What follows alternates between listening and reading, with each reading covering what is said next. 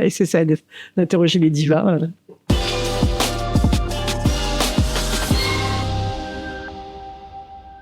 Donc, je suis Sylvie Grand. J'ai créé Foncière Valorisation il y a plus de 20 ans, devenu Essai de Valorisation en 2021. Aujourd'hui, Essai de Valorisation bénéficie de la force du groupe E7 qui gère 20 millions de mètres carrés tertiaires, 18 tours à la Défense et 20 000 logements, donc à peu près 80% de tertiaire et 20% de résidentiel.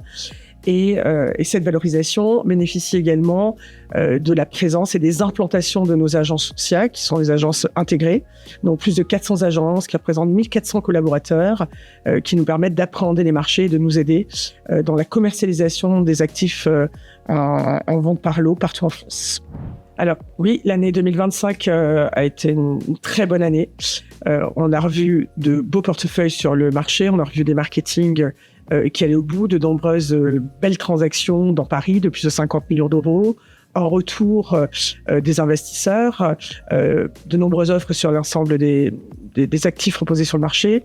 On a aussi accompagné les investisseurs sur les 2 plus gros portefeuilles résidentiels qui ont animé le marché 2025. On a effectivement une expertise extrêmement pointue sur les grands portefeuilles, et en tout cas sur les portefeuilles granulaires, puisqu'on a la possibilité d'analyser les marchés à l'instant T. Donc on est extrêmement optimiste sur 2026. Sur l'investissement, on devrait frôler les 4 milliards.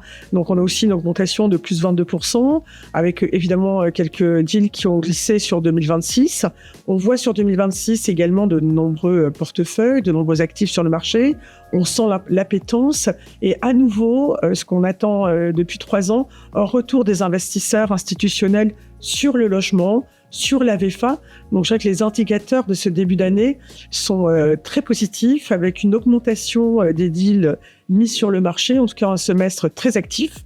Donc, deuxième semestre 2025, très très actif, et un premier semestre 2026 qui l'est tout autant. Donc, nous sommes très optimistes, en tout cas, sur ce début d'année.